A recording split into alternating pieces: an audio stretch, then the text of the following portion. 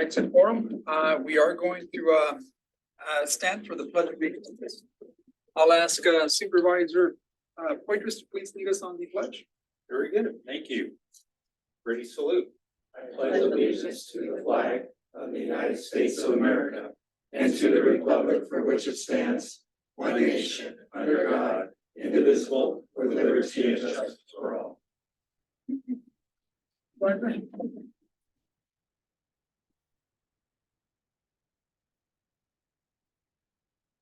With that, we'll now go on to the public comment.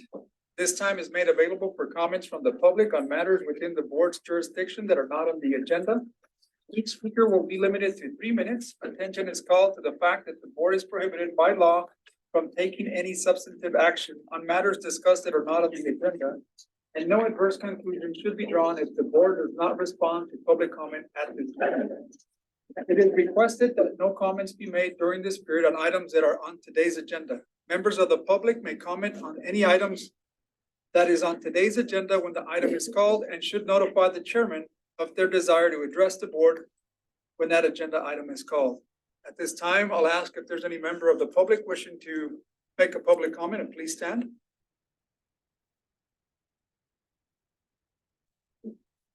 Please approach the podium.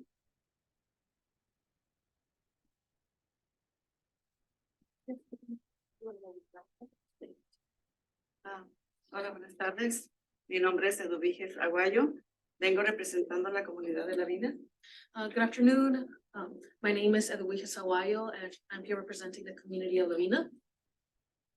Mi comentario o pregunta es, ¿cuándo se va a llevar a cabo el estudio de movilidad? Sabemos que ya ha sido aprobado y pues toda la comunidad estamos ansiosa de saber cuándo empieza el proyecto.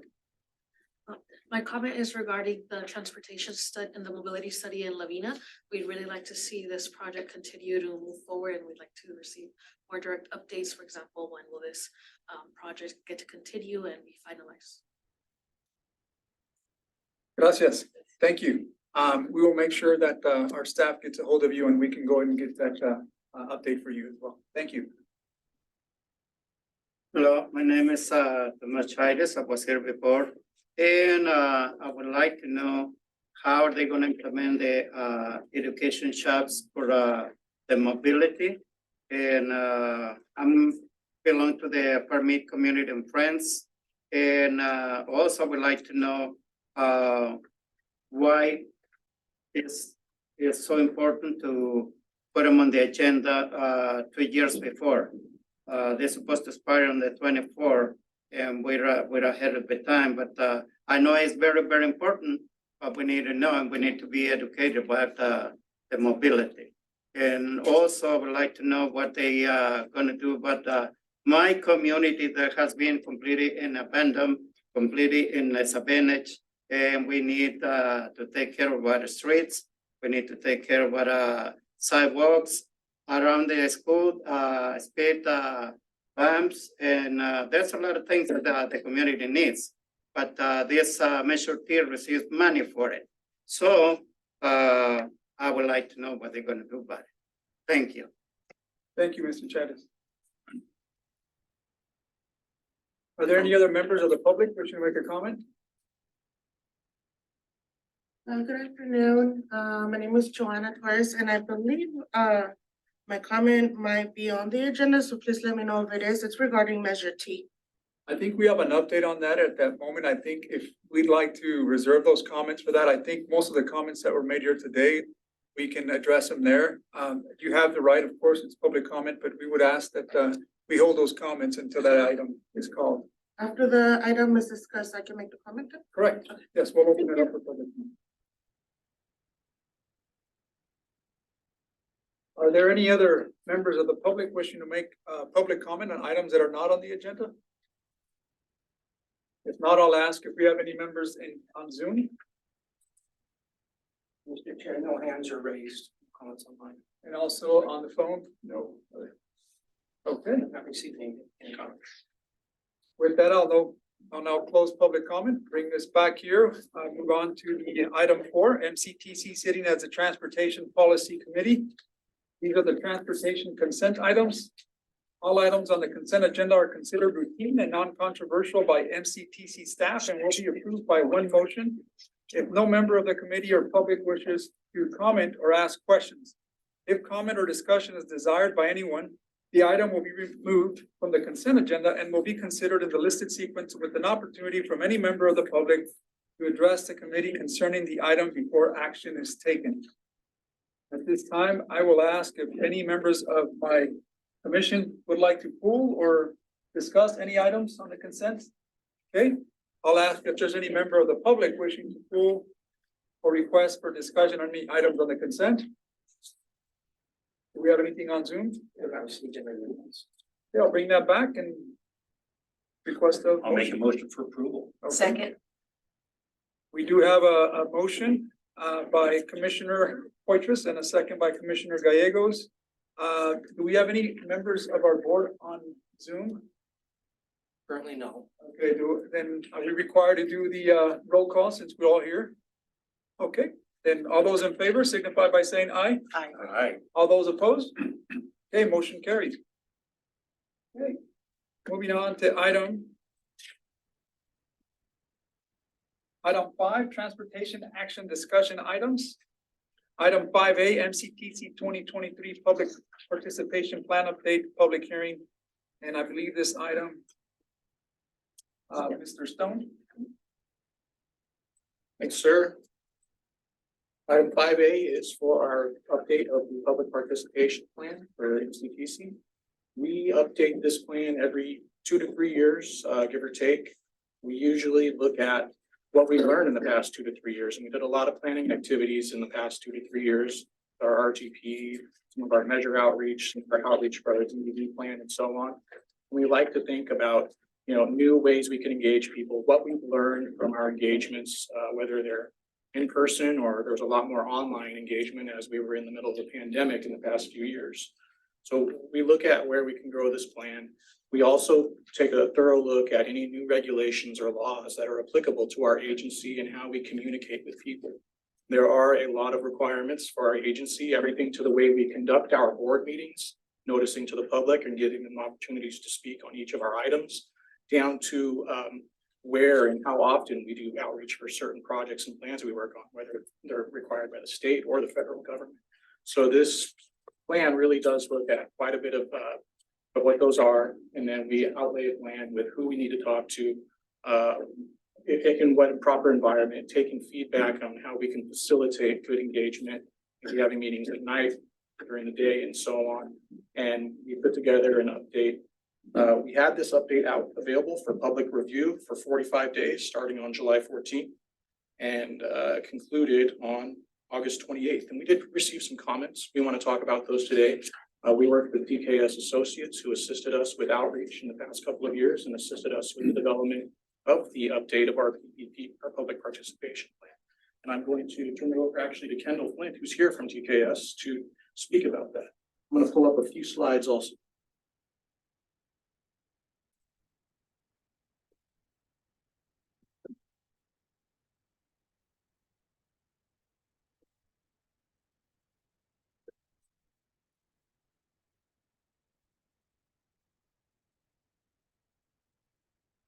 Good afternoon, board members. Again, I'm Kendall Flint with DKS Associates, and we did receive a handful of comments about this, and I want to say that they were very constructive, and so we did go through all of them, and actually several changes were made that I want to go through with the board today.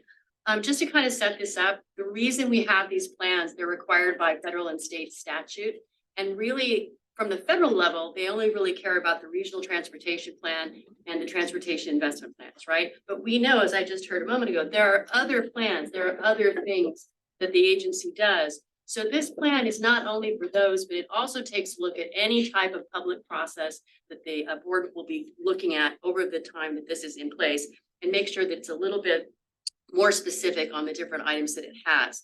The plan components really rely on a variety of different tools, also coordinating with local agencies to make sure that we're working both with our partners here in Madera County, but also with those at the state and federal level. Some folks have asked, why do we need to coordinate with the state of California and with the federal government and others? And sometimes I think we'd really like to just do it on our own, But the reality is that that's how we get a lot of the funding for the projects that we have. So it's very important to be good partners, not only with the folks in Sacramento and in the Washington area, but also with our Valley partners in general.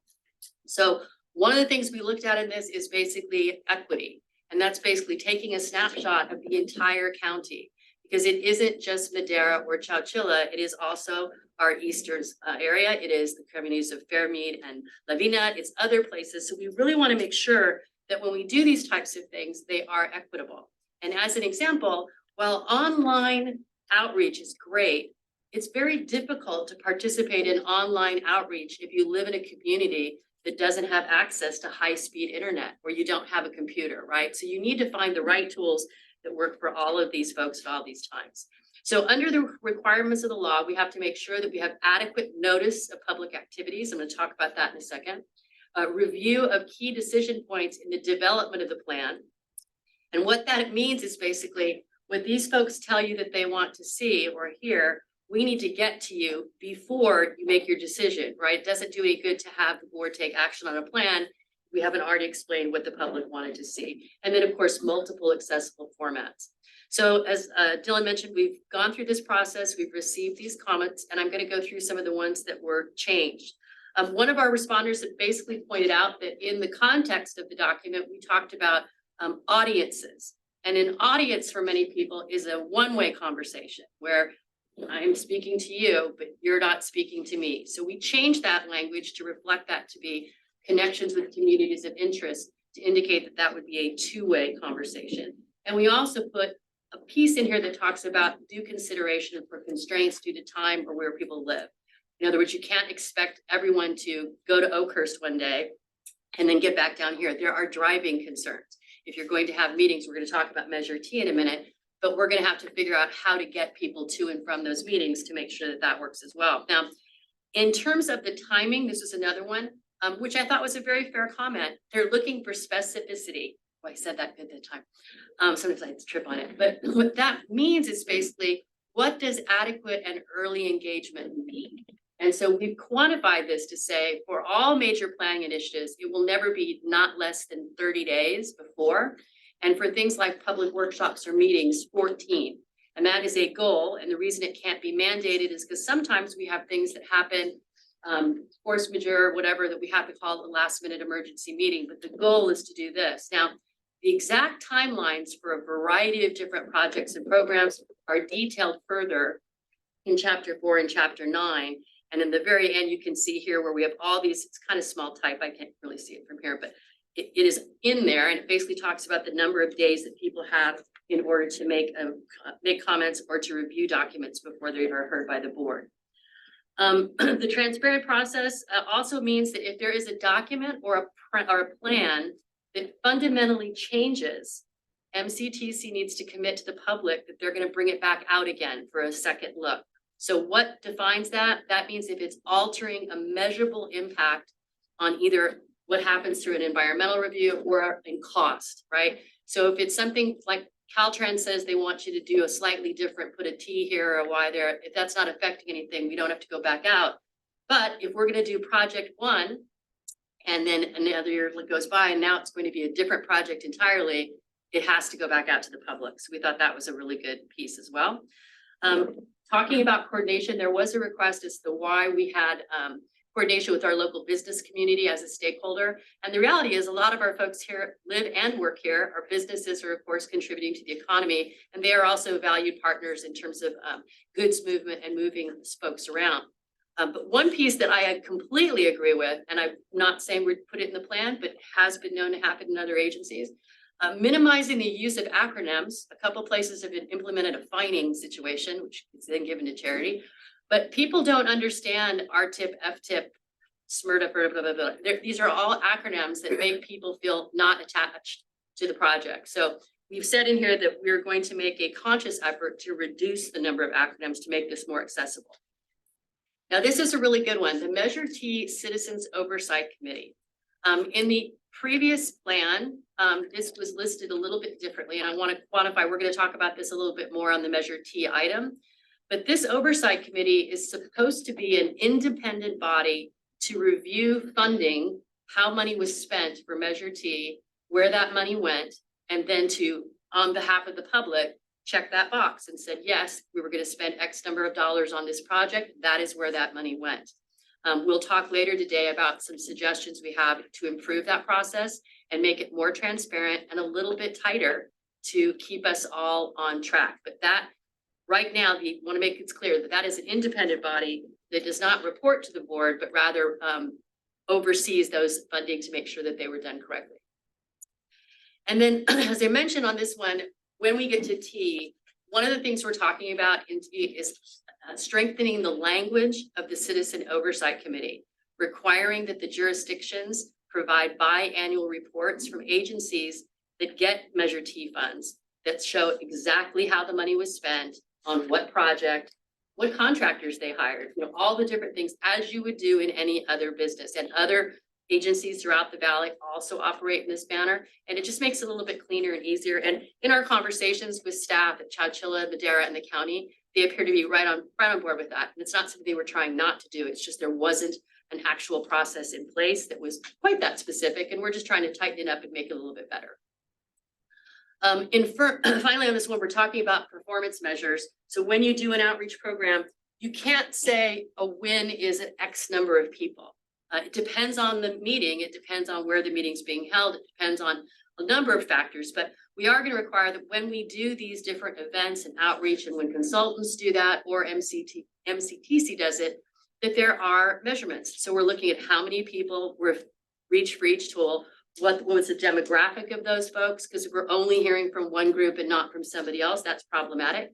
The number of comments received, those comments have to be connected to the project, so that if someone said, I would like to see this, and it doesn't make it in the project, you have to explain why, or you have to say, hey, we, like today, we got your comment, we thought it was a really good one, and that's going in. So making sure that we're accountable and transparent so people can see how their comments affected those pieces. And that's something that you as a board will see going forward as this gets implemented. So when you see something come before you, the consultant should be able to tell you who they talked to, what those comments were, and what the direction was given for the public.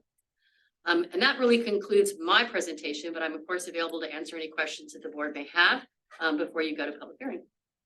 Thank you, Kendall, and thank you, Dylan, for the presentation. At this time, I'll ask if any of my colleagues have any questions for Kendall and or Dylan. I just want to ask a question in regards to, you mentioned the providing the equity in regards to certain communities that may find themselves disenfranchised with the Transportation Commission and or their jurisdictions such as city and county. So to what lengths do we go in trying to make sure that we are expressing and also encouraging them to participate? Based on your numbers and demographics, it seems like only from what maybe 1,500 people speak Spanish only, but I find that hard to believe. I think there's a lot more folks out there that may feel that this communication, well, at least how do they participate, right? And I'm trying to, So each one is different. It's an excellent question, and it's a really good one, because even if someone is bilingual and they speak both Spanish and English, in many cases, in some communities, they prefer Spanish. When we worked on the RTP, we conducted the regional transportation plan. See, there I am doing already. When we worked on that, we had Spanish speaking staff go to Fairmead and go to Lavina and hold meetings in Spanish with folks that were there. We also know it's not just a matter of the language, but sometimes it's difficult for people to get here from other places. So I'm very happy to see so many people here today, but we have to do better. So one of the things that we would encourage in this plan, and it's in the last section, there's a complete chapter on equity and making sure that things are made accessible by language and also by understandability, right? Not everybody is a traffic engineer. And so we need to put things in very simple, plain terms that people can understand. And this particular plan also expresses a commitment from the agency to ask consultants and to ask their staff when something comes up and it's going to affect some of these disadvantaged communities, and some of them may not be racially disadvantaged, or they may be financially disadvantaged. You might have places where people have mobility issues, where they can't walk or ride or see. All those people need to be involved in the process. So we have a number of tools and tactics in the plan that could be utilized to make sure you make that connection. But it is absolutely critical that the entire county is involved. And specifically as it pertains, for example, to Measure T, when we move on to talking about what a community or citizens advisory group is gonna look like, that's gonna be people from all of these communities. No one's gonna be left out so that every voice can be heard, and Spanish language translation will be made available at all those meetings as we go forward. Thank you. Appreciate that, Kendall. I do want to make a comment that when you guys do make these engagements, that it's important that people understand the body of what the Transportation Commission is as far as the recipient of a lot of these funds, but also that these funds will be delivered to the agency where a lot of these projects that we'll hear from are going to be taken care of. Where are these dollars going to? Well, the dollars are going here to every respective jurisdiction. And from there, it's their body of government that's going to decide on the direction based on the people's voice, where they want to see these projects and their priorities, right? So that's important that we have that. And second, I think it's also great that you've the acronyms. I think, you know, our tip, you know, I was thinking I was tipping somebody, but I can tell you that the number of acronyms that existed when I first walked into the MCTC was overwhelming. So if I, as a commissioner, and I'm sure my colleagues here can attest to that, find that overwhelming, I'm sure the public will also. So it's easier for us to maybe communicate that and be able to express to them what exactly, how that money is funded and what these programs actually mean for us. Sorry, I did want to add one other thing Yes. that I almost forgot.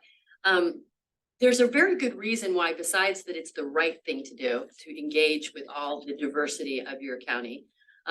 Federal and state grants are increasingly looking at the engagement of underserved populations in grant applications. And if you overlook that as part of your effort, you are likely not going to be as successful as your competitors who are also going after that. So one thing we know for sure is that it behooves everyone when everyone is able to get to the conversation and contribute in a meaningful way. You don't get to just check the box, you translated something into Spanish. That doesn't do it. You have to have a meaningful conversation where someone can share what they're looking for. Good, thank you. I'll end with this, is that this body in itself is a body that certainly makes policies but it never really tells, never really makes decisions as far as what projects get done. That's perspective to the jurisdictions there. With that, I'll ask if there's any other member wishing to make any comments or questions. If not, then we'll thank you again, Kendall, and we'll open up the public hearing.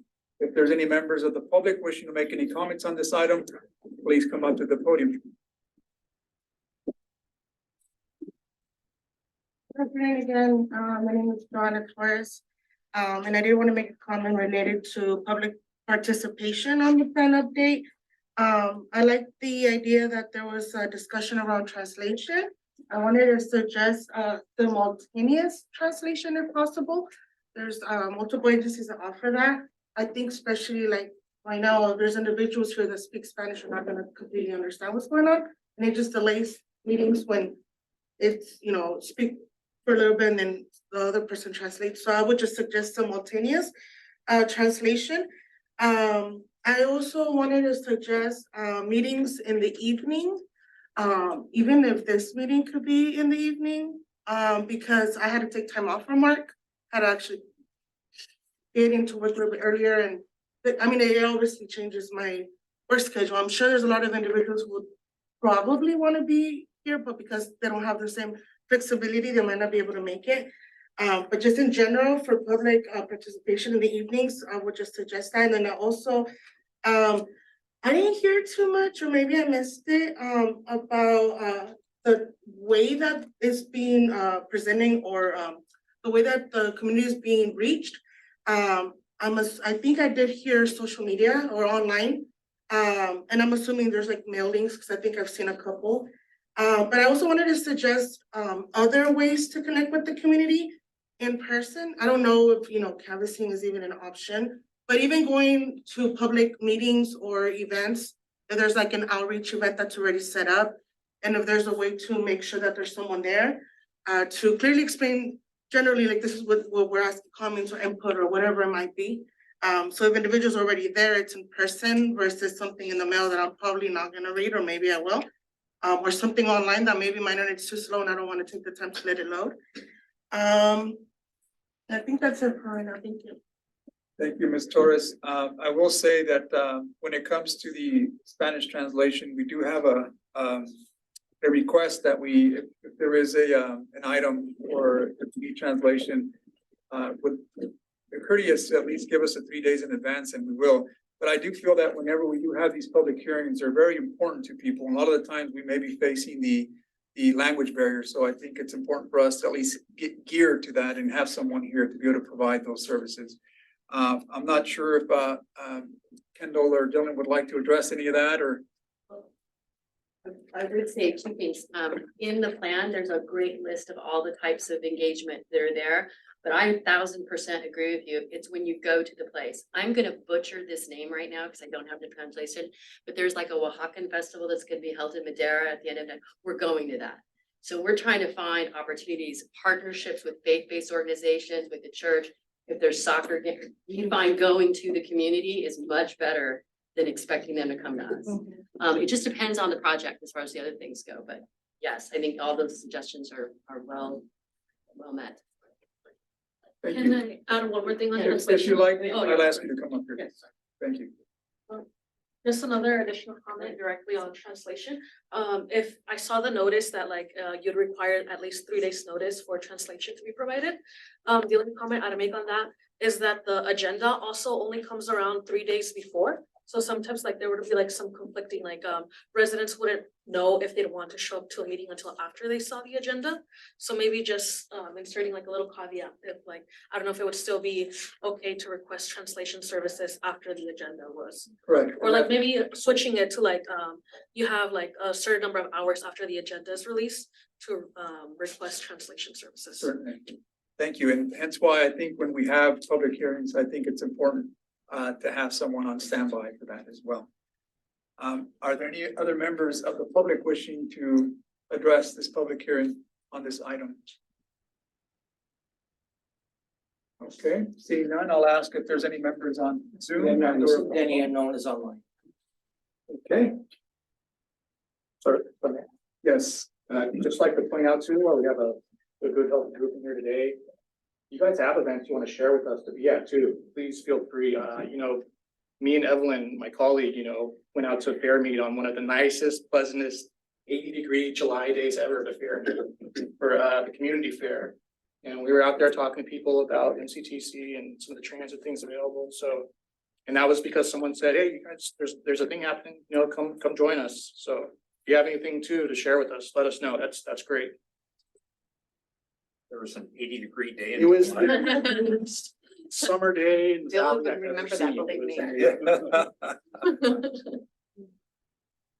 thank you. I think it's important for me just to say this. Si hay alguien aquí que necesita traslación o interpretación, acuérdense que estamos aquí para atenderlos también. Nomás con el aviso podemos tener a alguien aquí. Parece que la jovencita aquí nos acaba de dar una opción y vamos a hacer eso. So what I was saying is if there's anybody here that speaks Spanish, know that any options that you think are good, bring them to us. We will make sure that we bring that, just like Dylan said, between him and Evelyn. I think they do a good job of visiting. Let them know. They can certainly arrange for that and we can get that going. Thank you again, Dylan. Thank you, Kendall. Appreciate that.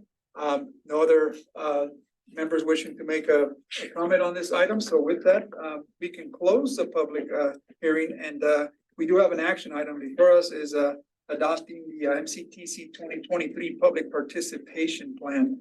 So with that, do we have a motion? So move to approve 5A as presented. Okay, so we do have a motion presented by Commissioner Gallegos. Second. Okay, and we have a second presented by Commissioner Truce. Is that correct? All right, with that, all those in favor signify by saying aye. Aye. All those opposed? Okay, motion carries. Moving on to item 5B, 2023 state budget and legislative update.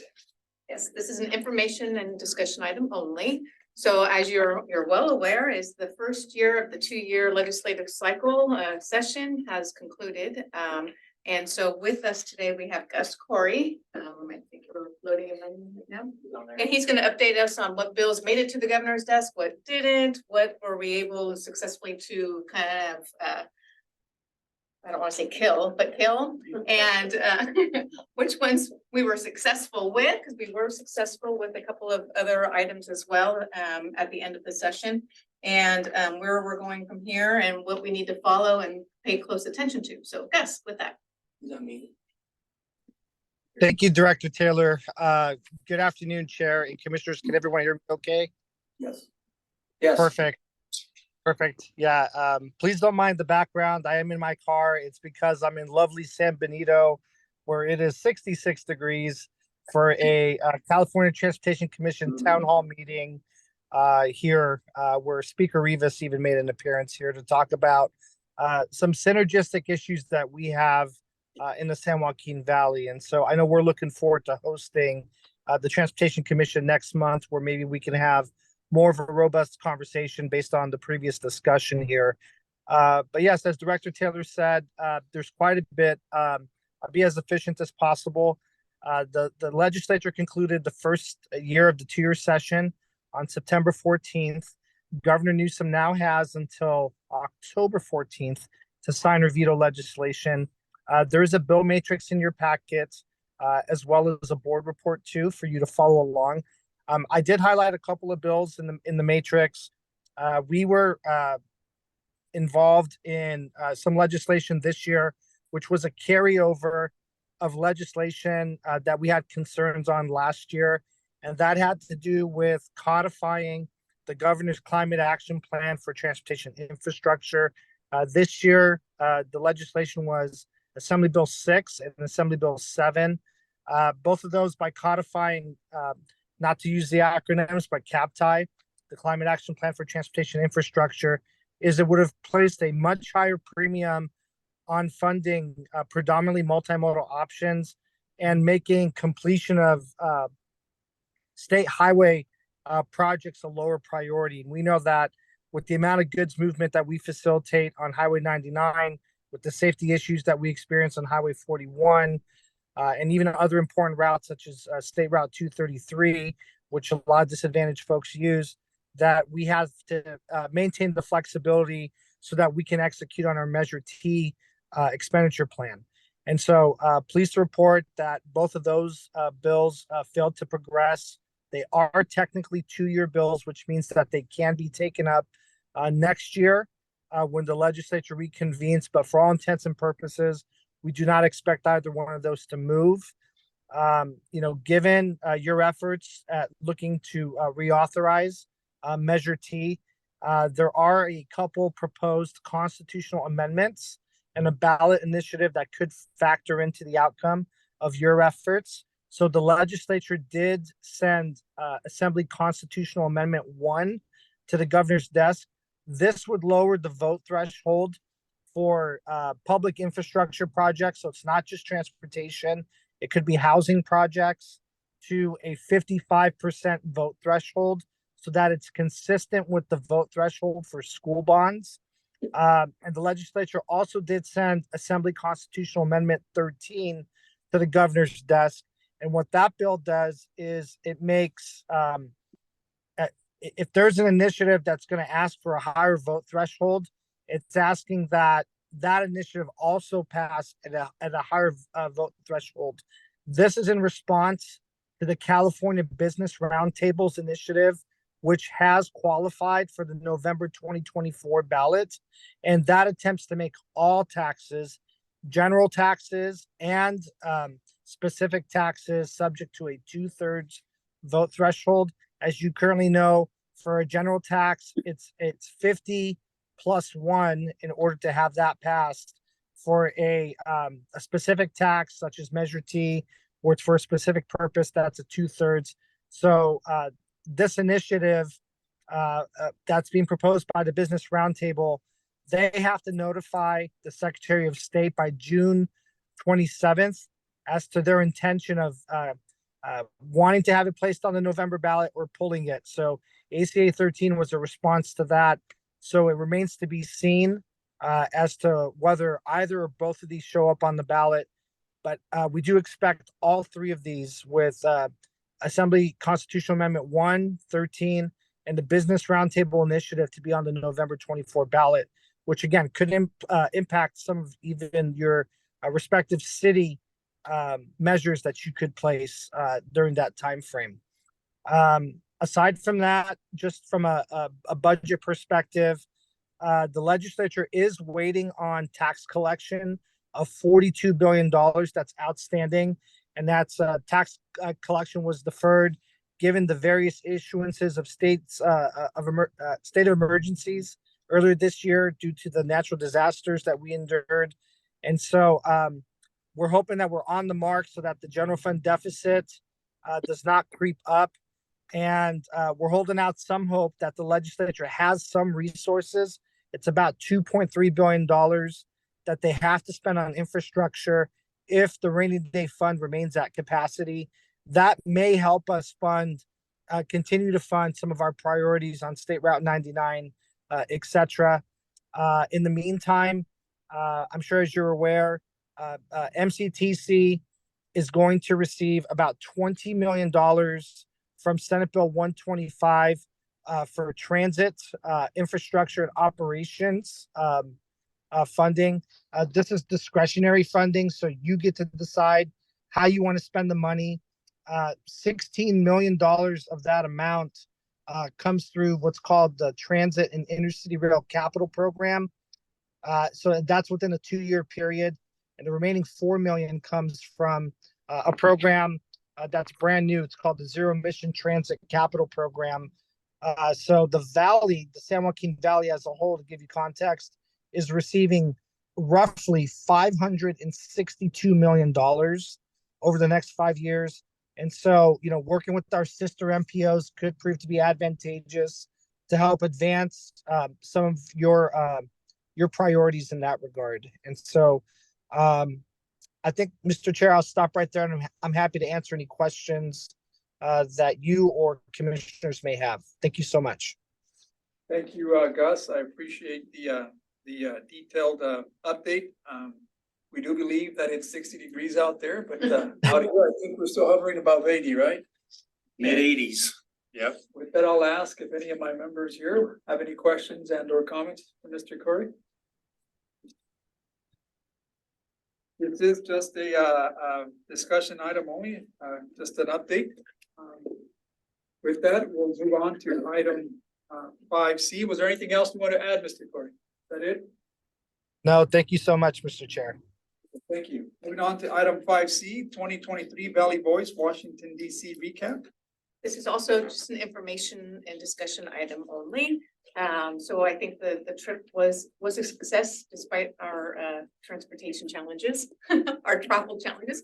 But I will let the two members of our board that accompanied me as well along the trip. Supervisor Poitras is the chair of the San Joaquin Valley Regional Policy Council, and Councilmember Rodriguez also attended. So if you wanted to share any thoughts or takeaways, any feedback related to the trip.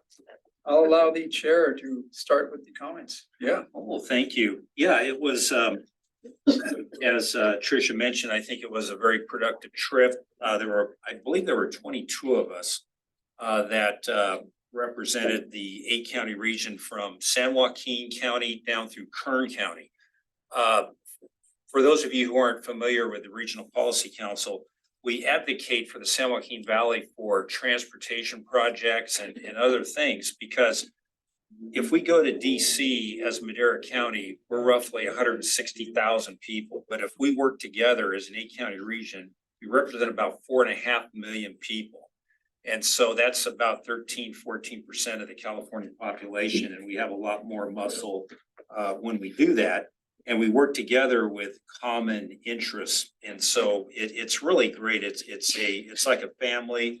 We, and I know some families don't get along. This family does.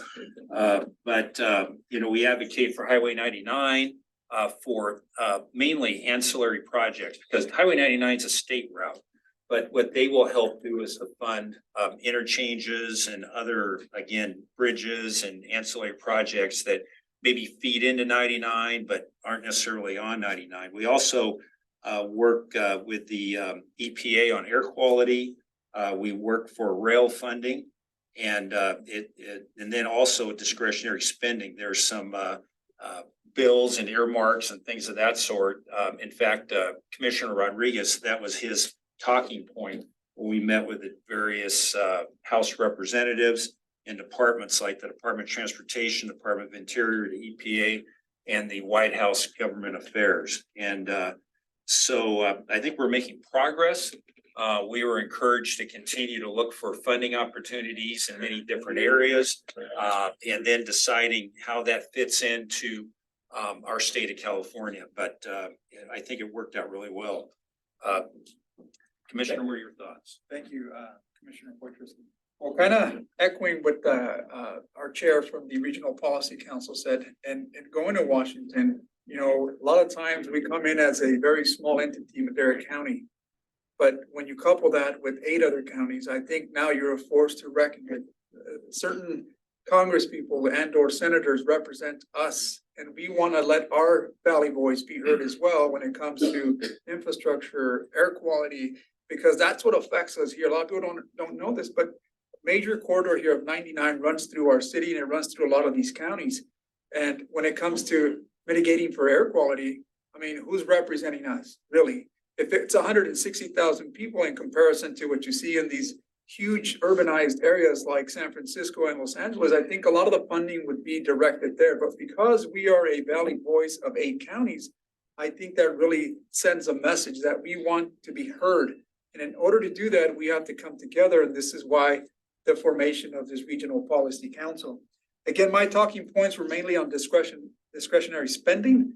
And what we advocated, again, every one of us had a talking point, and we had specific Congress people and or senators and or departments that were advocating for the Valley's needs. And again, through the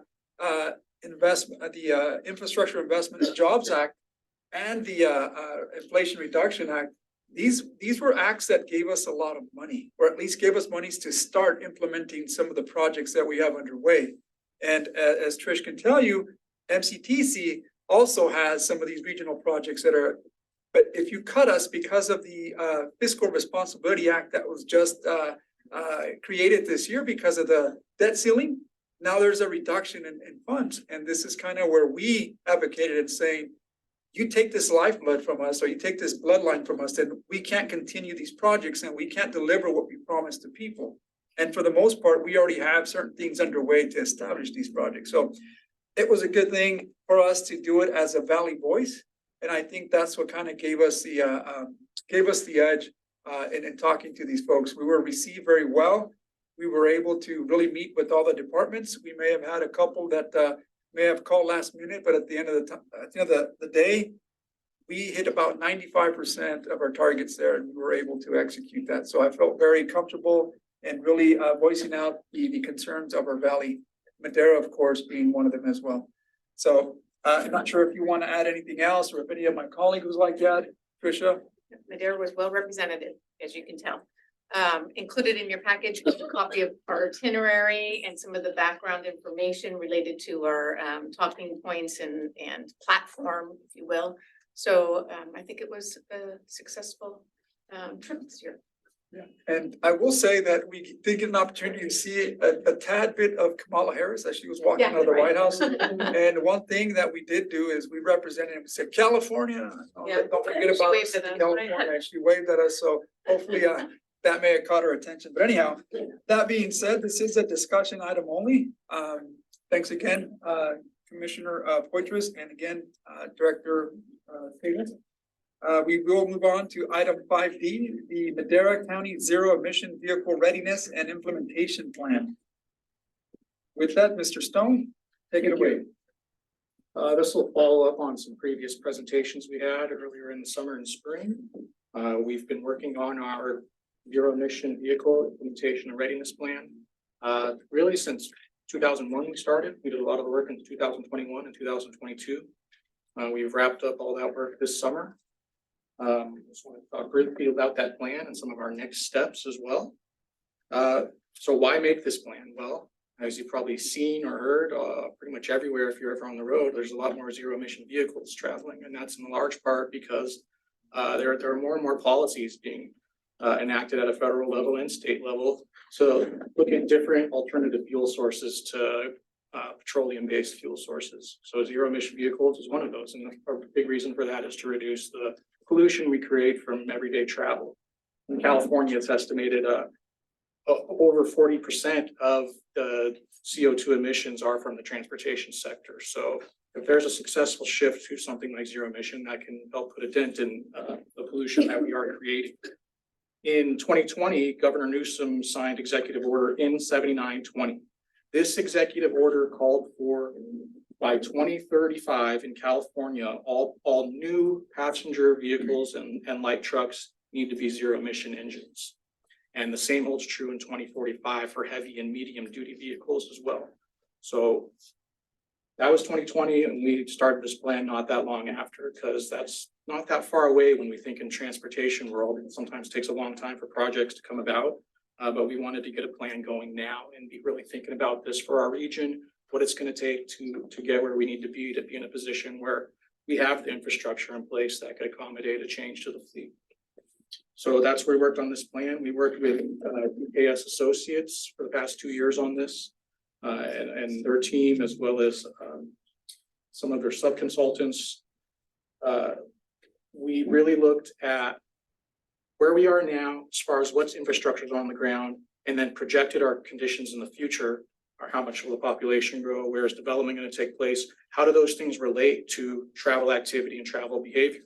Where are we going to need infrastructure? Where are we lacking today? Where will we be lacking in the future if we don't make investments towards new infrastructure? So we did an existing conditions report for this. We identified some of our key challenges, maybe some gaps or opportunities within those to change some of our strategies or the way we do business. We also looked at an array of different recommendations as far as the type of infrastructure improvements, who they're serving, whether it's where people live, where people work, or things that are important for the economy, such as the 5 million people that go to the national parks every year, or the many heavy duty vehicles that fuel the ag industry in our region. We also looked at providing a lot of stakeholder tools, right down to things people can access at their own homes, rebates and incentive programs, new and used vehicle programs that the state or people like PG&E are part of that can help pretty much everyone, and not just, fleet providers or our local governments and municipalities. We have a lot of those resources available on our website currently, a lot of toolkits for planning as well for business owners or fleet operators, housing providers, and so on. We also have information about the change in workforce development, a whole new vehicle system and engine system. There's a whole lot of change as far as what kind of mechanics there need to be out there and the things they need to learn to be in this industry, as well as the installation industry, people that are able to install these things anywhere and everywhere that they're needed. So we have information about how to get into those programs as well. I do want to stop now and see if there is one of those aspects anyone maybe wants to learn more about, or maybe I can answer a question. These were part of our previous presentations. However, I know we have one of our alternates here wasn't available for those, but if anyone has any other questions as well, I'd be happy to answer those. If there's anyone.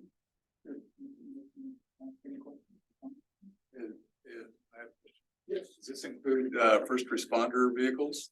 This is everything on the road, yes. There's information in our plan that first responder vehicles that are, have a fleet manager for all their vehicles, whether any type of emergency services can consider and looked at, and maybe find some solutions or some ideas for how to make cost-effective decisions. Would those be categorized also with the 2035 implementation or the 2045? In some cases, I don't know if there's additional legislation for emergency vehicles. They will be part of this, but even for some other type of vehicles like buses, for example, they have to be even ahead of the game a little bit more. They have to have their own plan. Operators have to have their own EV plan. They call it bus electric vehicle readiness implementation plan at the first sense. So our local providers have already been working on those and submitted those to CARB, who is administering and reviewing those plans for them. But yeah, so it's going to be everyone. And then depending on the type of vehicle, and for buses in particular, because they're bigger and potentially more polluting, But there are a few different standards. However, I do believe a lot of the regular small and light duty emergency vehicles are gonna fall into this. There could be something for larger fire engines, but I'm not sure about that one actually. I could look into that though. It wouldn't surprise me based on the way they approach buses, but it would make sense. Yeah, When we're talking about readiness, an electric vehicle goes, let's say, 300 miles on a charge. And I would think a sheriff's deputy in Madera County could do that in a day, no problem. But what do we do when he's got something at the end of his shift and he's out of battery? Puts his sail on. Carry a generator. A diesel generator. It's about making sure those fleets do have the infrastructure, no matter where they are, that's gonna adequately cover what it is they need to do. I can't speak on it, but I think for some emergency situations, there should even be exemptions, especially in the mountains where you have serious fire risks. Right. Position where you need a different source that's not gonna be the electric in some situations. Not officially speaking on that, that's more of an opinion, I guess, but yeah, it is a good point. But we do look at really having a coverage where where someone's in an electric vehicle, there are options, there's accessibility to choices to get some energy and charging. Looking at the various array of different charging types, whether it's DC to back charging, we even explore hydrogen options in this, which I think the first places we might see something like that are gonna be the 99 corridor. However, things are moving fast, and that's something I'm gonna touch on as we finish up talking about the plan, but there's a lot changing right now. This is a plan we did in the past 2 years. It's something we're gonna need to stick with and continue to monitor and really be on top of all the change and all the new programs that are coming and everything that changes with this whole field. Because we're in the early stages right now. If we're looking at the big picture of ZEV travel, we're what's called the early adoption phase. The early adopters are out on the road now, but that's a minority still. So if we're going to be sticking to the plans that are happening with this, there's going to be a big jump up very soon, and a lot's going to change with that. So this is a plan today, but I very much expect that we're going to dip back into these topics and these strategies a lot in the near future. With that, I could maybe talk about some of our next steps in our office as far as some of the strategies. One of the key strategies that we identified was to be compliant with streamlined permitting at a local level. There are 2 assembly bills, AB 1236 and AB 970, that relate to the streamlined permitting of ZEV infrastructure in California. Right now, I believe 300 out of 550 different cities, charter cities or counties are compliant. I think the county did their version of this in the winter, and then the city of Chowchilla and city of Madera are going to be working on theirs soon, but that's one of our near-term goals, is to help them any way we can. We've been in contact with the governor's office. Let me find the official title so I don't reference the wrong office. They're ZV Infrastructure Permitting and Development Specialist from the Governor's Office of Business and Economics. We had a few conversations with their specialist about really trying to connect them with our agencies and anything they can do to assist that streamlining process. We're going to be talking to them some more. That'll tie in with something else we've been doing. We've been talking with the Pacific Gas and Electric folks as well. They have a government liaison that works with cities, counties, or agencies like us about the steps that they are taking to be, on the forefront of this field and this change as well.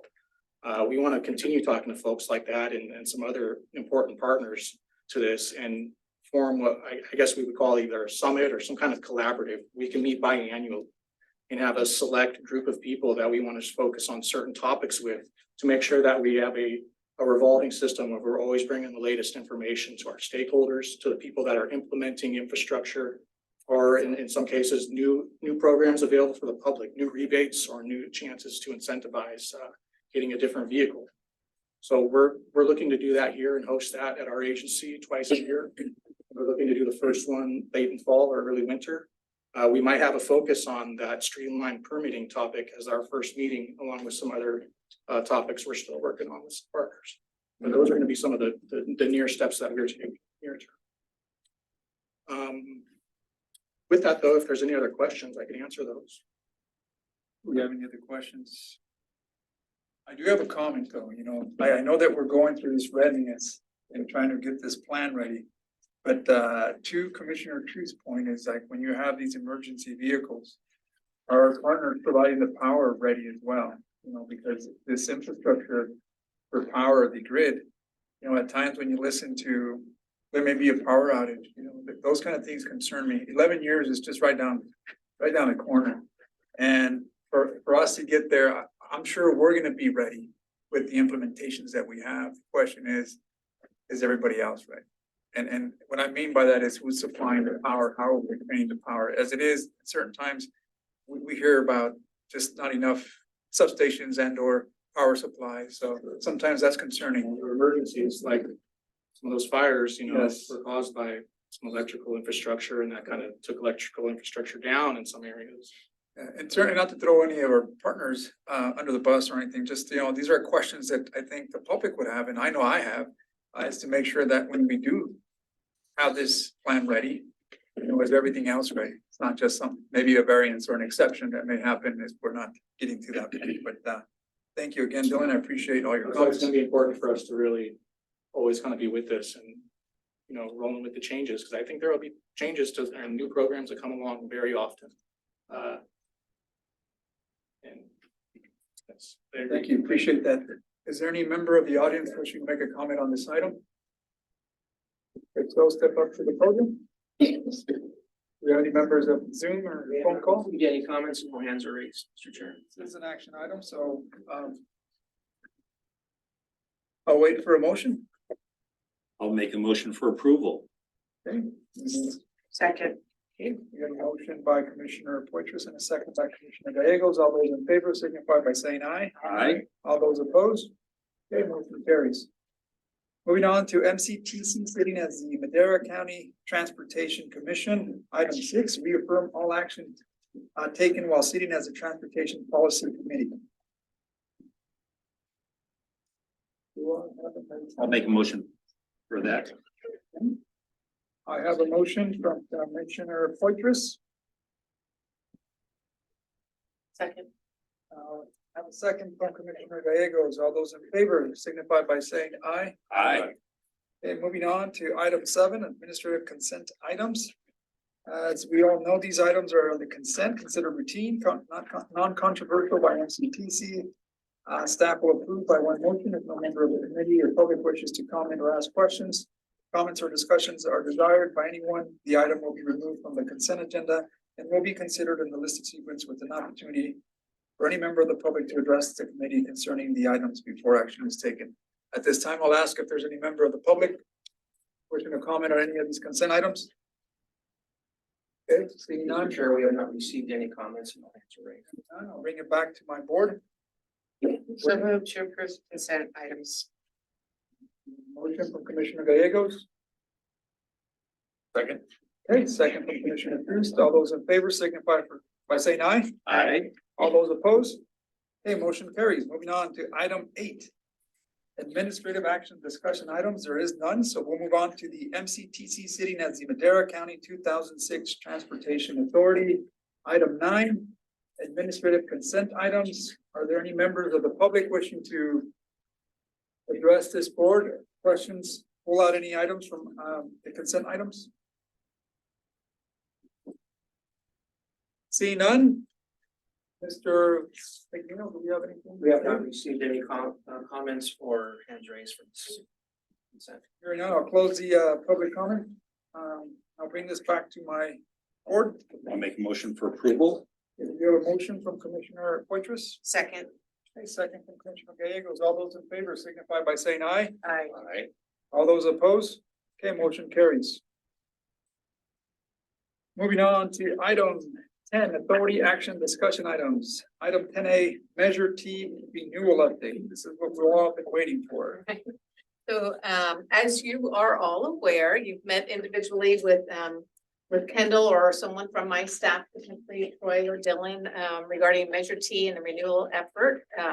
And so as we recommended when we retained DKS, we asked for boots on ground, and she's had her boots on the ground and she's been staying here in Madera.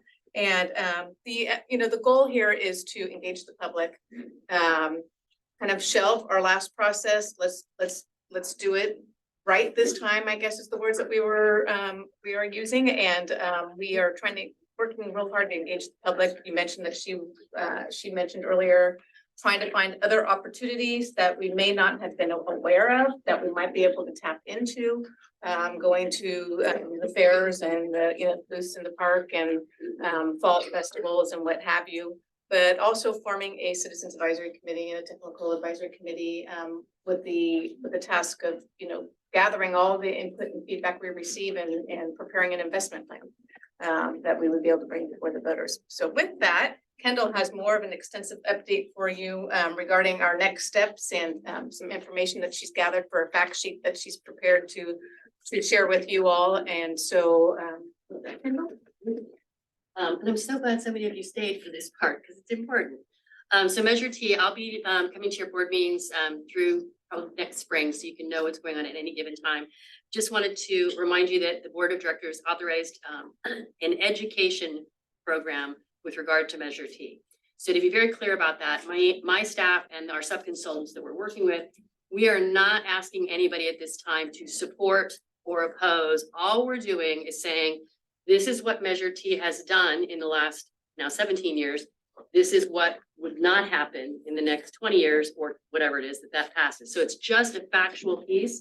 We're going to tell people what happens with and without.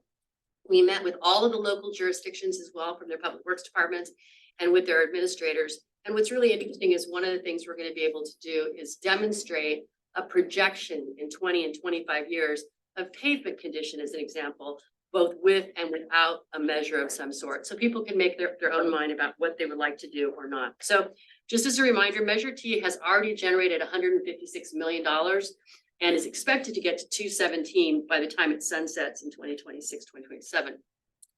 The most important thing on this page, though, is really the leverage portion of it, which is because you have funds, you can get matching funds from state and federal grant programs. And at this point, a conservative estimate puts that number at about $319 million.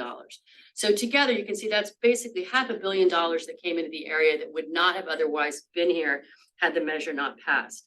But we do know there were some challenges even in the existing measure and certainly some that came up on the 2022 effort. So one of the things that the board is considering, and I want to be clear on this, there is no expenditure plan right now.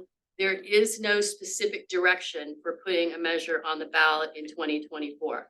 We are in the research portion of the program under construction, trying to rebuild this thing to come up with a plan that is going to be agreeable to our taxpayer base, the people that actually pay that sales tax fee, and also something that we can implement. So we heard loud and clear from folks, and I've been hearing loud and clear, believe me, everywhere I go, about why things did not go well in 2022 and what they wanted to see. So we really do want to start over on that. So one of the things we know that is definitely a challenge, the 2022 campaign basically had what would be considered a forever tax. There was no sunset on that. And the voters felt that was not a good plan. They wanted to have the ability to know exactly when it was going to stop and that they're going to come back again in 20, 25, 30 years. We don't know how long right now, but they want to see an end. So one of the things we know is our recommendation is to definitely have an end in sight. And then if you want to extend it again, God bless, go right ahead. The other thing that was very clear to us is the last measure, despite best efforts, right? The people of Madera County did not feel that it was a citizen driven plan. And they didn't feel that the voices from, I'm going to say, diverse nature, that's people up in the Eastern County, that's people that are in our Hispanic communities. It's all different people that maybe weren't in Chowchilla or in Madera, and they're sort of like, where, as we all do with these plans, what's in it for me? And so that needs to be different. So one of the things that we're doing in this plan is we are suggesting we have 5 supervisorial districts.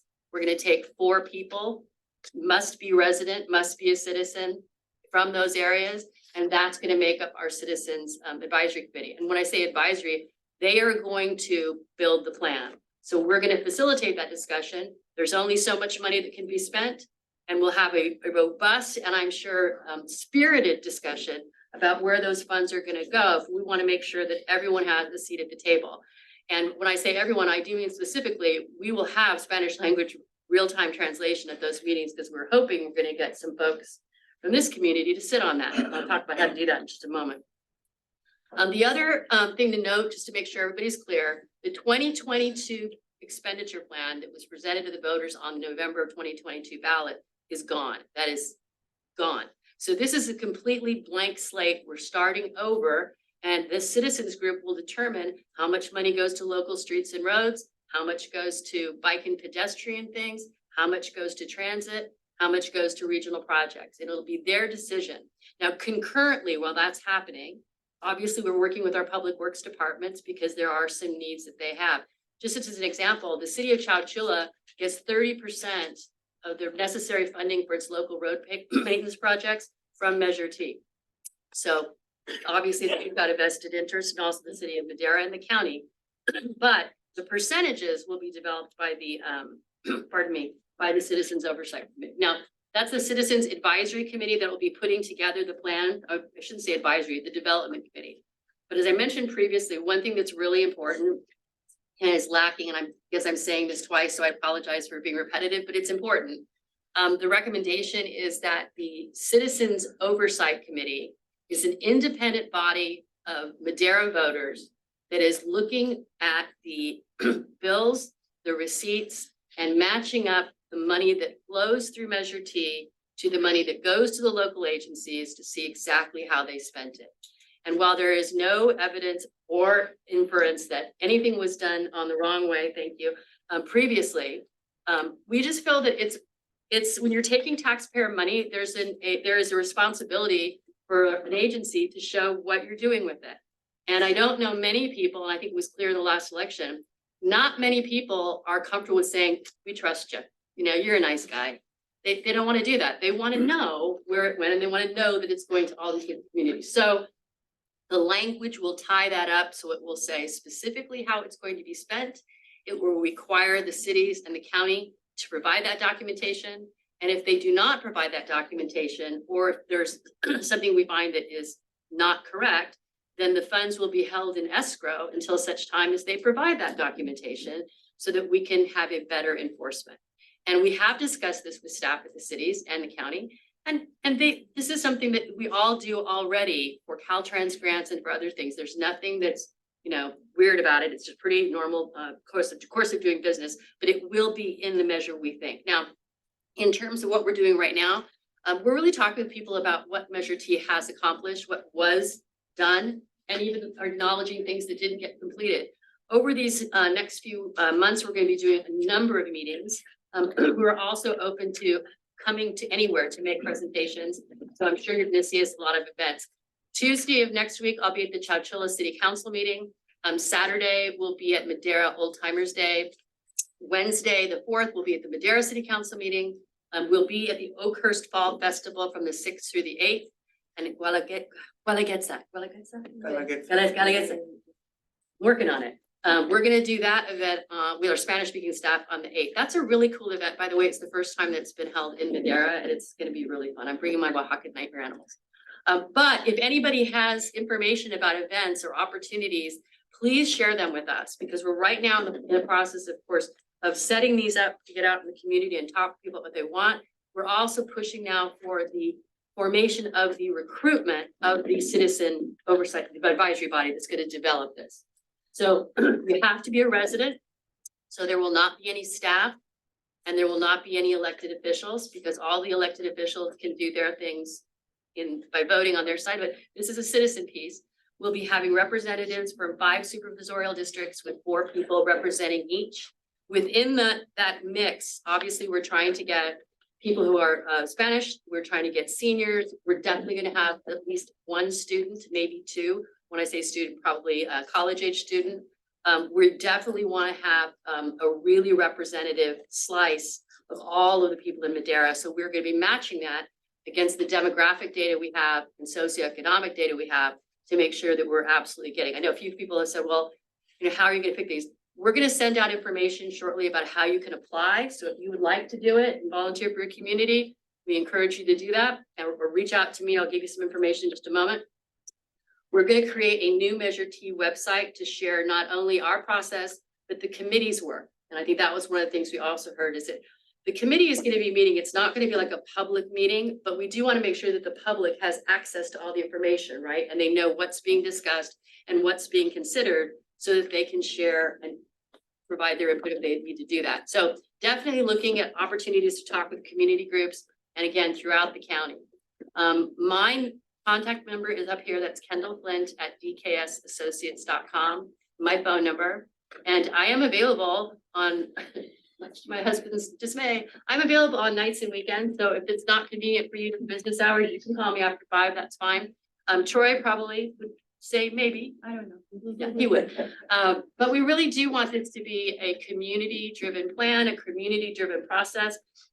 And our plan right now is to start the community advisory committee in October and meet October, November, December, take a little break, come back in January, and then be back in probably March to present to the board what the recommendations are from that group. They will also be receiving presentations from the local agencies, so they know kind of what they had, their wish list is. But to be clear, the wish list is for the agencies. The citizens are going to decide how it all comes together. And then the board, we're going to document all that process so you can have a good idea about how the plan was developed. And if you choose, there will be additional polling that'll be done probably in March of next year. And then you have an opportunity to determine at that point if this measure is viable for the November ballot and make that decision and ask the county at that point to place it. So it's a dash, but I'm available for any questions that you might have. And May want to mention the survey that's been released. oh, yes. In case you got an email or a phone call, they're not stalkers. They're real. We are doing a survey to reassess what the priorities are for the community. It's a statistically valid survey. The sample size is 600. It's being conducted in both Spanish and English, and it goes to all districts in the county and has a really good, it should be within, I think it's a 0.3 or 0.4% of a variance, which is about as close as you can get on that. We will be presenting all of that material as well as we call crosstabs. So you can see how different groups or different areas reacted, likely at the November or December board meeting. I think it's the December board meeting, because that's when we'll have the information back from them. But with that, I'm able to answer any questions that you might have. Thank you, Kendall, for your detailed report. I'll ask if any members of this board have any questions or comments for Kendall. No, thank you for the presentation. So it sounds like you're gonna do the Citizens Advisory Committee before you decide whether you're gonna put it on the ballot or not?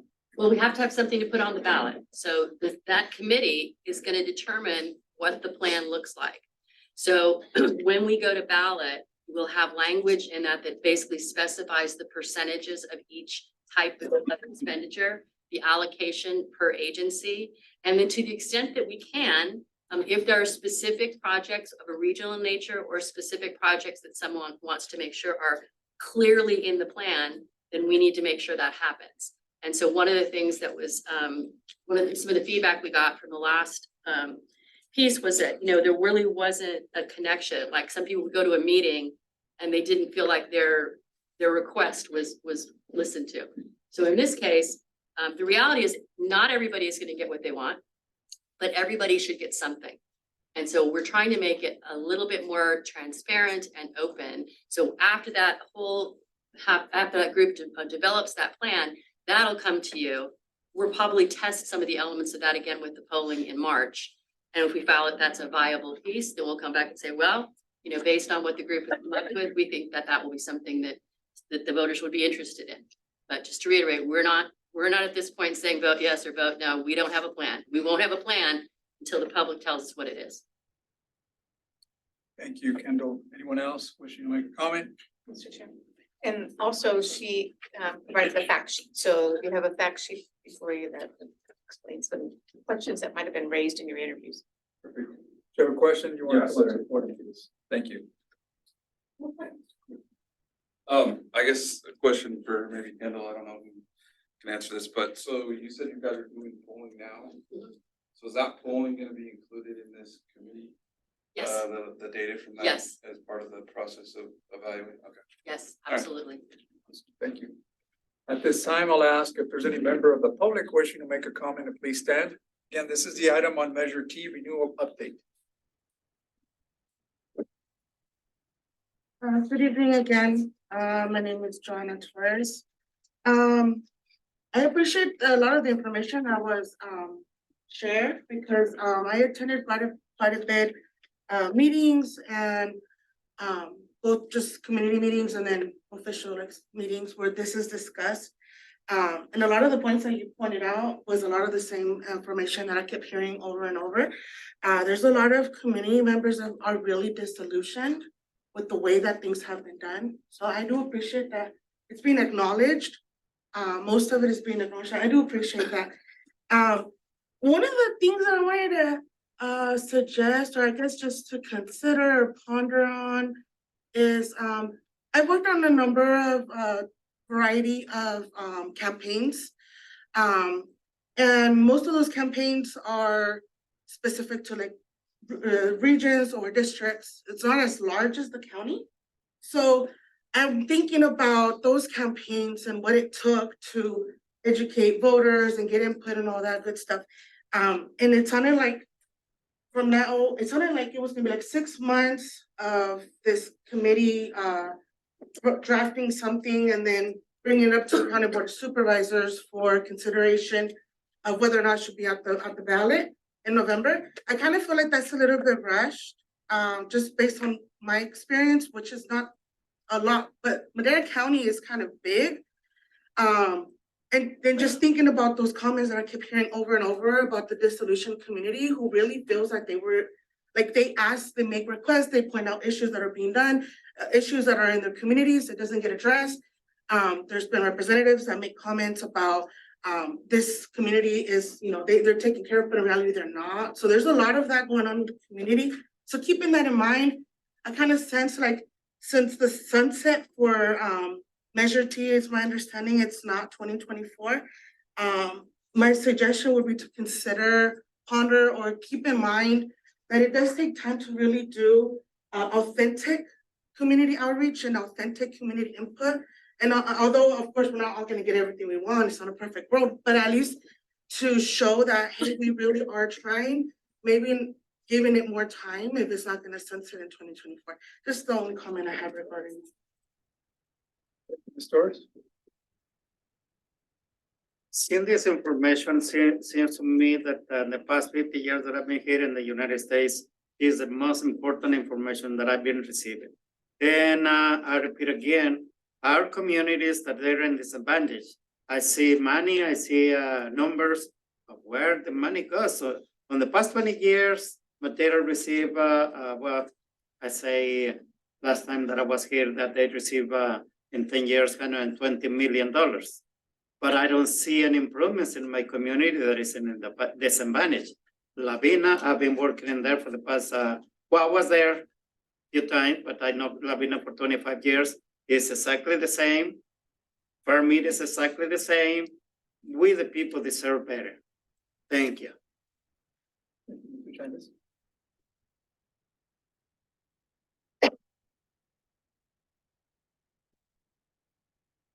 Pues quiero dar mi comentario acerca de la comunidad lavina. También estoy preocupada porque pues se ha dicho que tienen fondos, que se va a hacer esto, se van a hacer proyectos, pero seguimos esperando.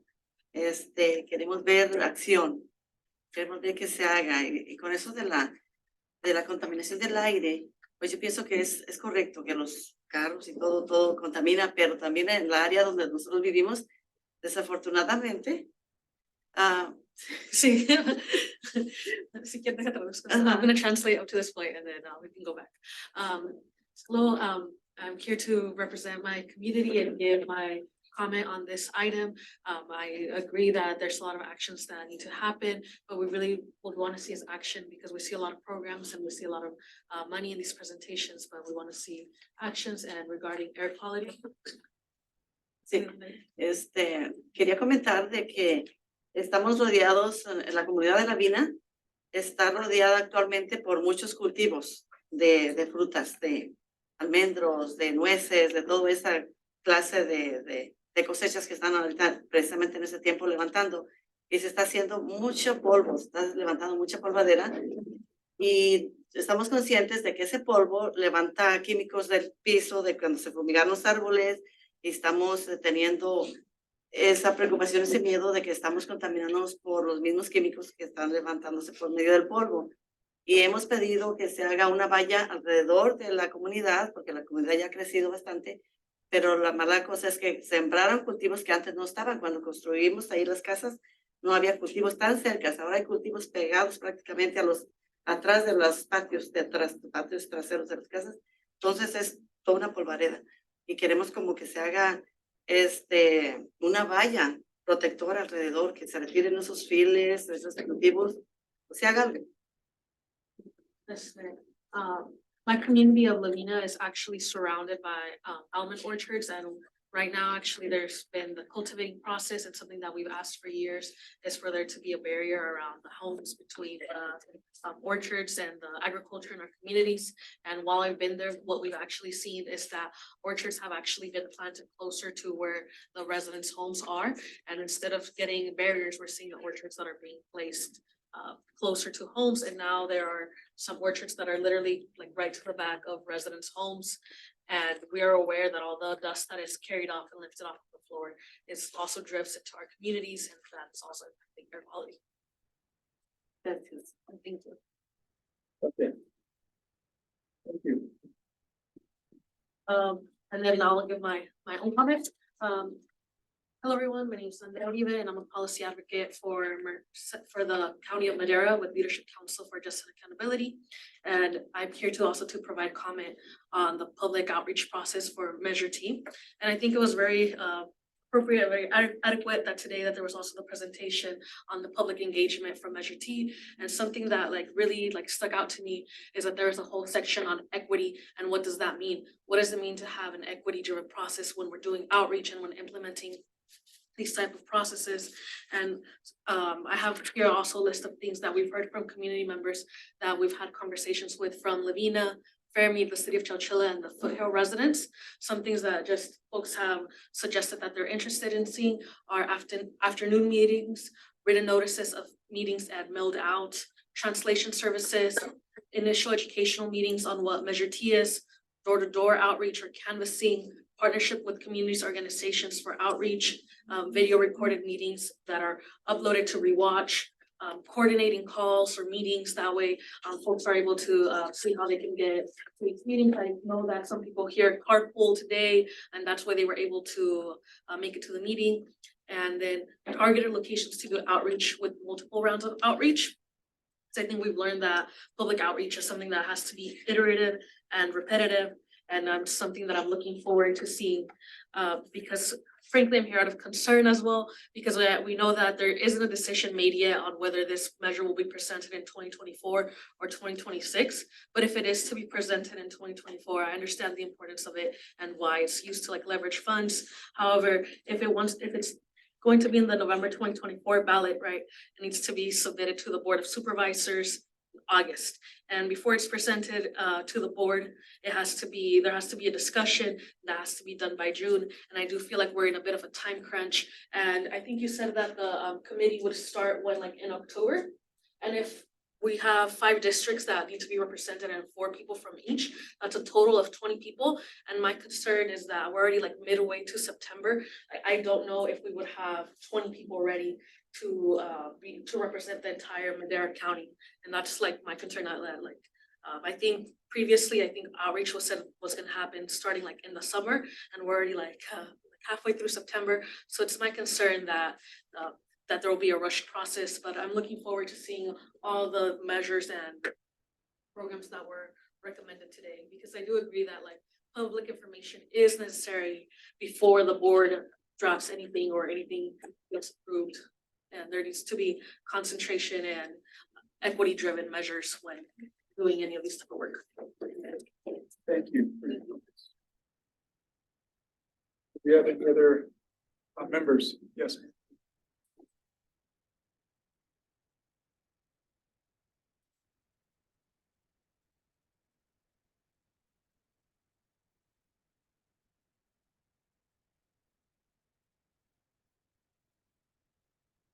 Afternoon, my name is Barbara Nelson, and family community friend.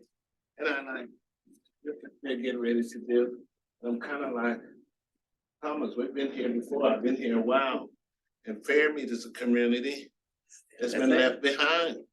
You know, we have all this money, but what have we gotten out of it? We still have dirt streets. Do you know we have to, I and a few more women in our community have to clean up our community. Get out there and cut weeds. We pay taxes. You know, no one is helping us. So I'm here to say you got all this money. We've been left behind, our little community. We need help. You got millions of dollars.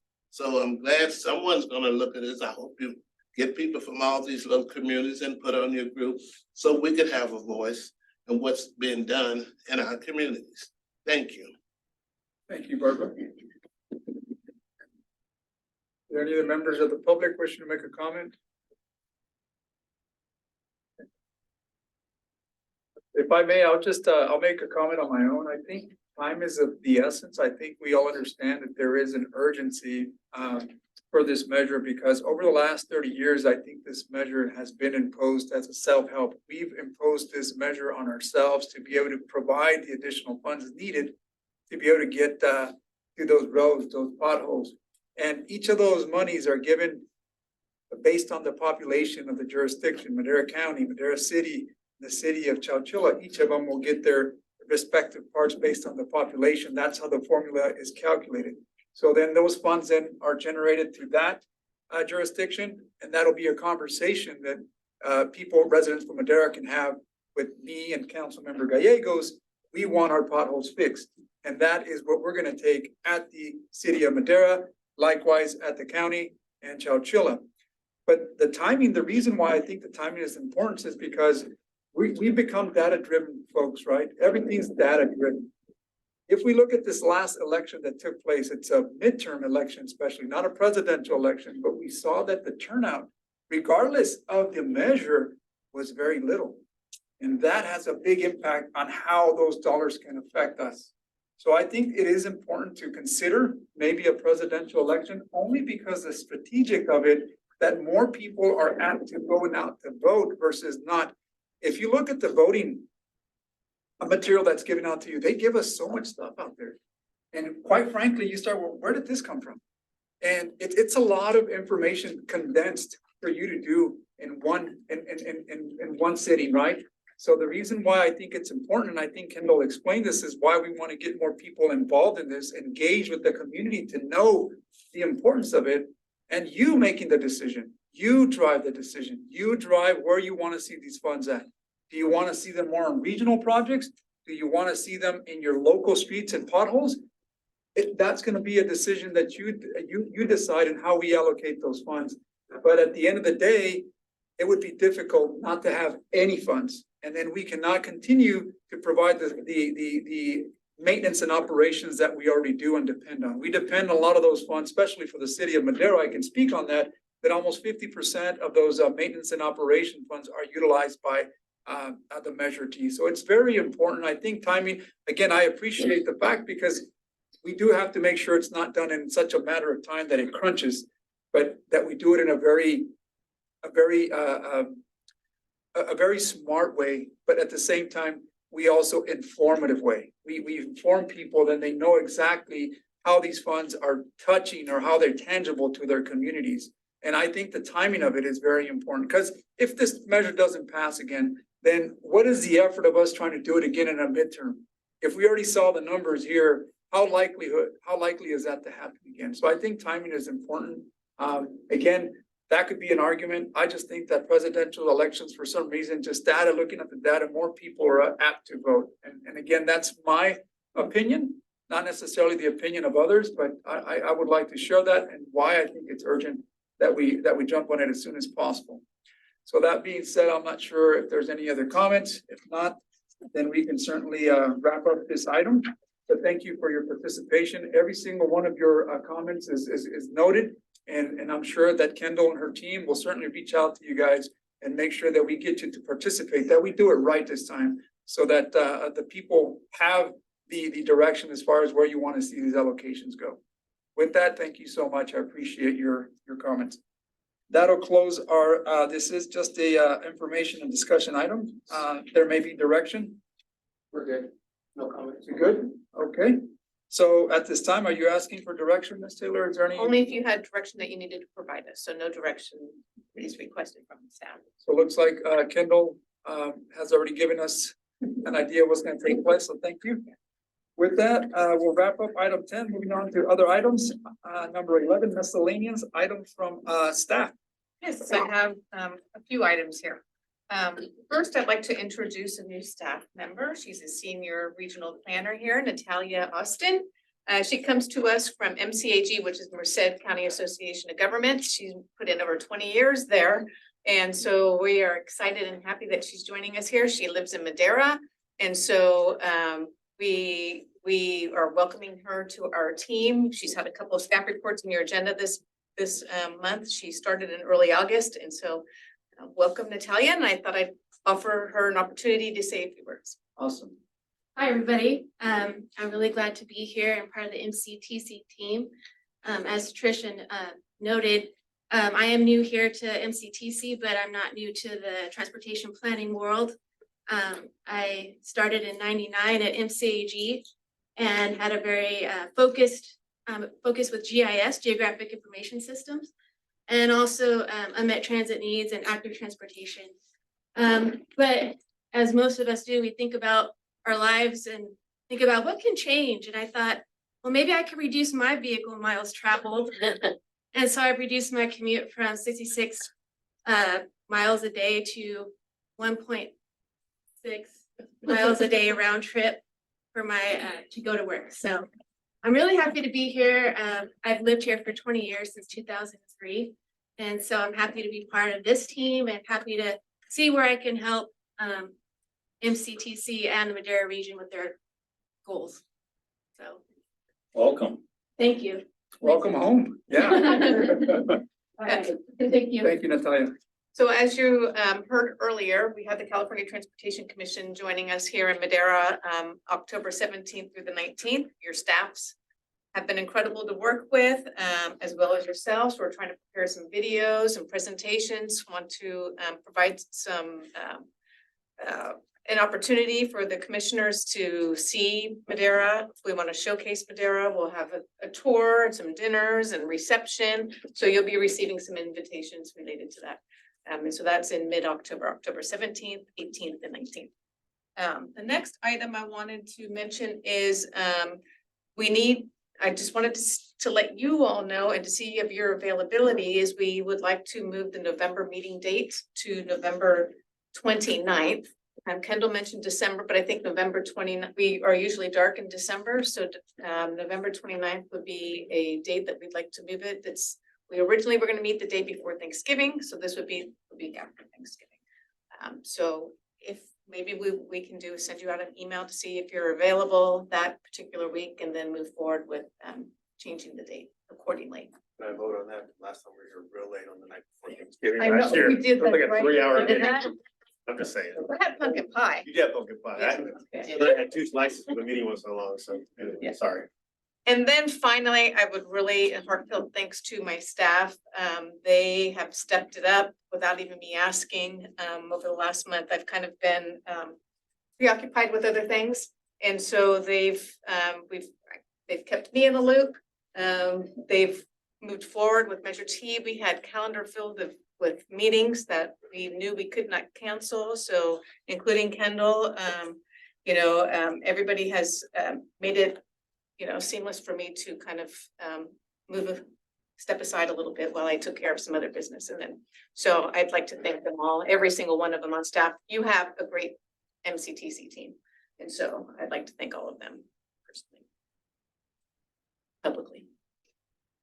Thank you, Director Taylor. Are those the items from staff for today? Okay, we're moving on. We'll go to items from Caltrans. Mr. Navarro, please.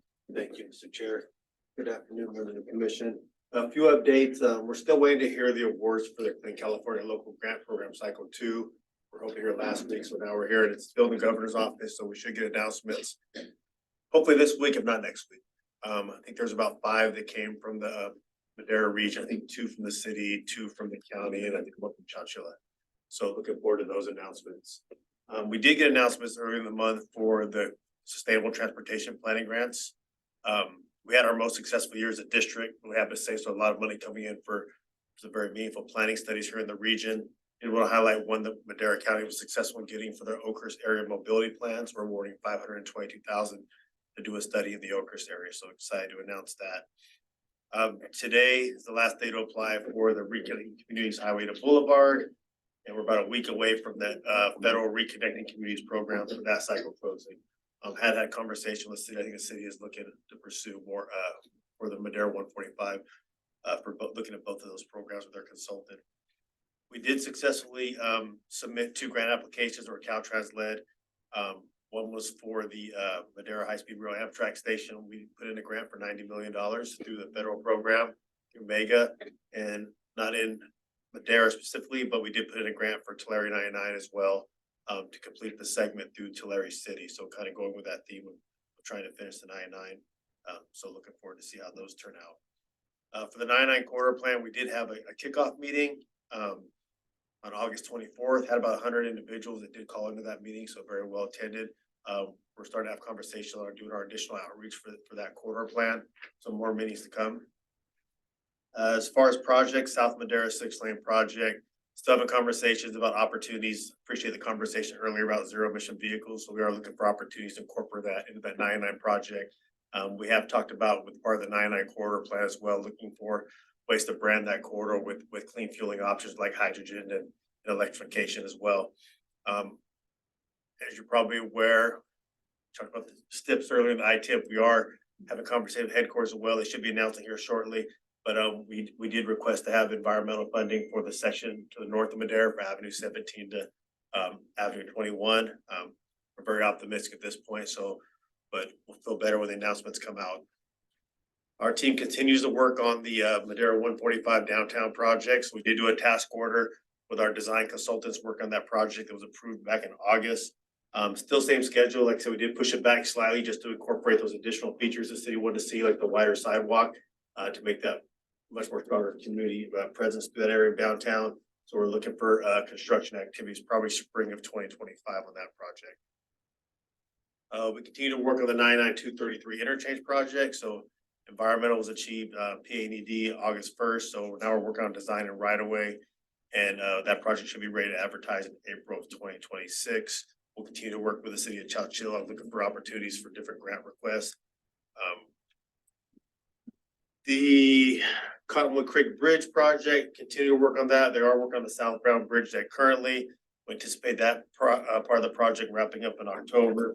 There's a long lead project. We kicked that off back in the spring. It's 420 working days. So unfortunately, we have the construction activities occurring there for some time. The last project, second to last, sorry. I'm excited. Sorry, two more. Bear with me. The Ranchos Rehab Project, actually drove that on 41 recently. So 41 out there around State Route 145. They have the K-rail up on each side. They're continuing to work on drainage and the bridge through there. And that's the one that's low, raising the profile. So they probably have to go to winter suspension shortly as they button some things up because of the weather for pavement conditions. And they'll reconvene in the spring. And the last project, I promised, Chowchilla CAP-M project. That's another one I'm excited about. I really like these Main Street highway projects we're working on. Madera 145 kind of set the bar. We're able to get an extra $5 million for that project, $4 million for complete streets, and $1 million for IJA money, safety money. So that project went from a CAP-M. We are doing Class 2 bike lanes. We're doing bulb outs, ADA features. So the team is currently working on the Class 2 bike lanes that'll go through the community. Do the surveys, and then we'll want to do some additional engagement because typically adding the bike lanes, there could be some minor impacts to parking. So we'll make sure that we're engaging the community and have some follow-up conversations as that project progresses.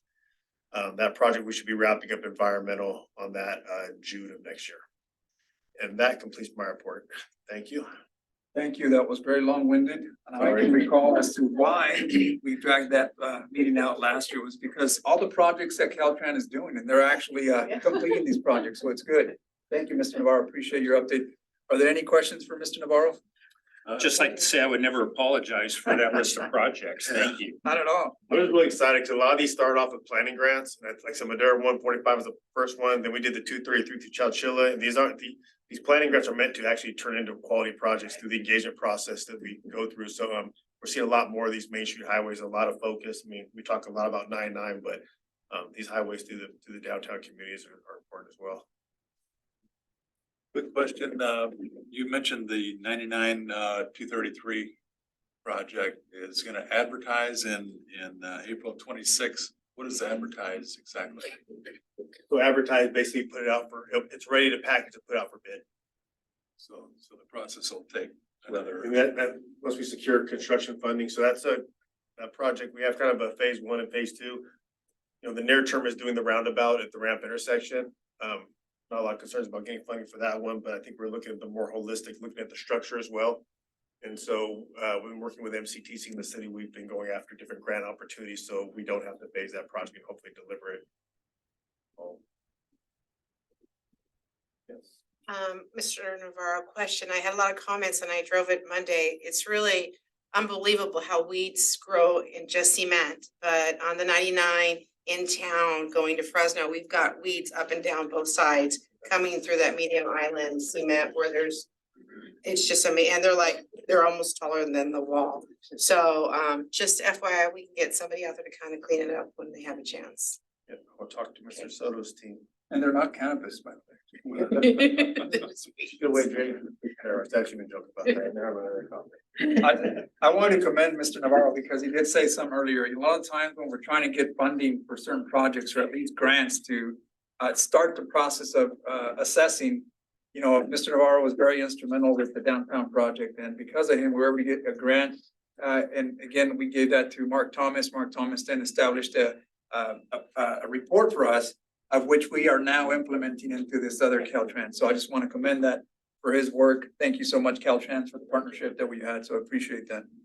Thank you. Yeah, there's a lot of people ask, you know, why do you have to study it? Why are you doing this study? We have to do the study to be able to move it forward for a grant opportunity or to secure any other kind of funding or working with our partners. And so you need to be able to show that you have a plan in place and, you know, and that it's feasible. And when those grant opportunities are available, you're always there to let us know so that our staff can jump on them. So thank you so much. That we'll move on to item 11C, items from commissioners. Do we have any items that we'd like to discuss and or comment? I have nothing to add. Okay, Nothing at this time. okay. I just have a comment just to let everybody know and put it on their calendars. September 30th Old Timers Day Parade will be downtown, having that annual parade go through. So get your lawn chairs, get your blankets and come out. We're gonna have great weather. Awesome. Thank you. Please come out and join us here at the Old Timers Parade. Thanks again, Commissioner Gallegos. I do want to add one last request. There was a comment there regarding the times that we meet. I know that may be tough, but I want to make sure that if there is sometimes that can be thrown around. We are council members, supervisors from not only the city of Madera, city of Chowchilla, but the county.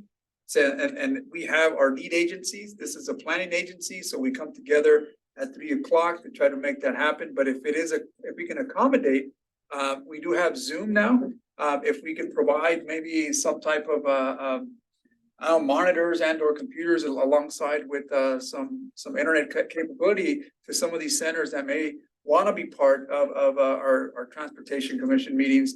That's something that I'd like for us to at least to consider and extend to these communities that have a hard time coming out to the transportation, whether it be after work, before work. But I think one of the main concerns was the fact that it's done during the day. So if some dates can be tossed around to see if that's something we can accommodate. But again, we are council members, elected officials from the lead agencies, whether it's the city of Madera, city of Chowchilla, or the county. And then we have other committees that we serve, this being one of them, planning agencies. And we want to make sure that our time is wisely used. So if we can accommodate that, I'd like to at least throw that out there. Not sure if it's something we can come back has this always been the case with the Transportation Commission? Has 3 o'clock on Wednesdays always been? We have city council meetings in the evening on this day, so sometimes there's a conflict of interest. I mean, a conflict of a meeting, but not sure if there's other dates that we can toss around. That being said, we now get on to the last item on the agenda, which is the adjournment. Thank you again for coming, and our next meeting is scheduled for, what's our next meeting date, right? See it on the agenda. October 26th. Exactly. 18th. The 18th. The 18th, all right, my birthday. With that, we adjourn.